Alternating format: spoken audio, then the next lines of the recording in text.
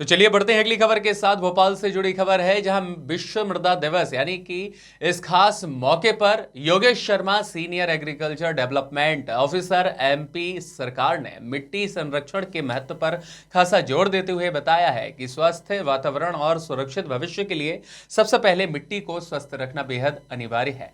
उन्होंने बताया कि आज मिट्टी की उर्वरता लगातार कम होती जा रही है। रासायनिक दोहन, जलवायु परिवर्तन, मिट्टी में जैविक तत्वों की कमी के साथ अनियंत्रित खेती की वजह से धरती की उत्पादन क्षमता पर संकट गहराने लगा है। इसका सीधा प्रभाव भी खाद्य सुरक्षा और मानव स्वास्थ्य पर देखा जा सकता है। योगेंद्र शर्मा ने स्पष्ट कहा कि मिट्टी केवल खेती का आधार ही नहीं है, बल्कि पर्यावरण संतुलन के साथ जल संरक्षण, कार्बन स्टोरेज और जैव विविधता की भी प्रमुख संरक्षक माना जाता है। और यदि समय रहते मिट्टी का स्वास्थ्य नहीं सुधारा गया तो आने वाली पीढ़ियों को गंभीर खाद्यान्न संकट भी सामने आ सकता है। संवाददाता एमजी सरवर की खास रिपोर्ट। तो ऋषि परंपरा में जो महत्व सोल का है, आत्मा का है, वो वही कृषि परंपरा में महत्व कृषि का है, सॉइल का है। कितना महत्वपूर्ण है, पूरे सभी का है कि जीवनदायिनी है हमारी भूमि। 5 दिसंबर विश्व मृदा दिवस। दिए हुए 10 mister Yogendra Sharma, senior agriculture development officer, soil testing lab Bhopal, under किसान कल्याण एवं कृषि मंत्री। मृदा दिवस क्या कहें?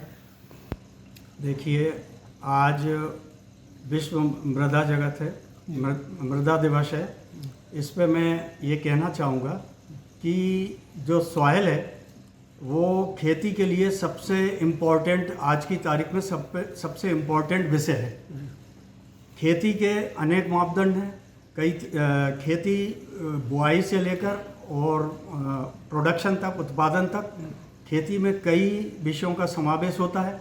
लेकिन सॉइल के बगैर अच्छे उत्पादन की आप कल्पना नहीं कर सकते। एक आधार वही है, सॉइल एक आधार है। जैसे मानव शरीर में आप वो संतुलित आहार का उपयोग करते हैं, और जब आप किसी भी अच्छे डॉक्टर के पास जाते हैं तो सबसे पहले ब्लड टेस्ट रिपोर्ट की सलाह देता है। इसी तरह सॉइल हेल्थ, मतलब सॉइल का स्वस्थ होना उतना ही जरूरी है जितना मानव शरीर के लिए संतुलित आहार का लेकर के स्वस्थ होना। और इसके लिए जरूरी है कि जो न्यूट्रिएंट्स होते हैं, इसके लिए जरूरी है कि एक मेजर न्यूट्रिएंट होते हैं, एक माइक्रो न्यूट्रिएंट होते हैं। तो 16 मुख्य तत्व होते हैं, जिसमें नाइट्रोजन, फास्फोरस और पोटाश सम्मिलित हैं, और CHO, कार्बन, हाइड्रोजन, ऑक्सीजन, ये ऐसे हैं जो नेचर से प्राप्त होते हैं।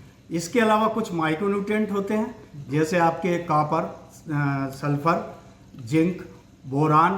तो इनकी भी आवश्यकता भी सॉइल के लिए अब बहुत जरूरी हो गया है। सॉइल के लिए इसलिए भी जरूरी है कि जमीन भी स्वस्थ रहे। इसके अलावा एग्रीकल्चर फील्ड में भी नए नए डेवलपमेंट्स हो गए, तो नए नए बीज मार्केट में आ रहे हैं। तो उससे अगर आप सॉइल की जो टेस्टिंग कर लेते हैं तो वो बेनिफिशियल होता है। तो अब मैं उसको टेस्टिंग के अकॉर्डिंग आपको थोड़ा सा किसानों के लिए सलाह दे रहा हूँ कि सॉइल जो होती है, सॉइल अगर स्वस्थ होगी तो उसमें बॉर्डर लॉगिंग अच्छी होगी, उसमें बढ़वार अच्छी होगी पौधों की, उसमें जो तत्व अपन डालते हैं उनको अच्छी तरह से ले पाएंगे पौधे। और अदरवाइज ये सब प्रॉब्लम खड़ी होंगी तो उसमें दिक्कत आएगी। दिक्कत इसलिए भी आएगी कि जिस तरह से प्रदूषण का बढ़ रहा है, दौर बढ़ रहा है, पराली लोग जला रहे हैं, तो उससे कहीं ना कहीं नुकसान हो रहा है।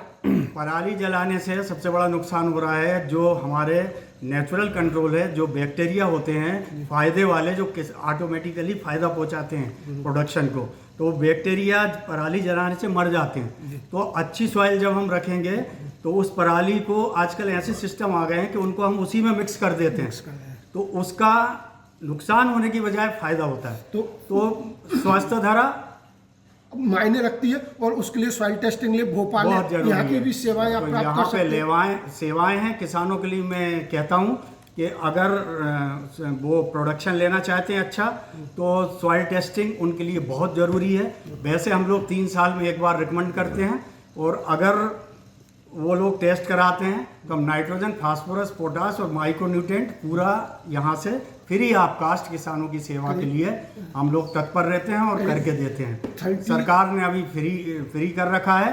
अब उससे मैं 2 मेजर फायदे बता रहा हूँ।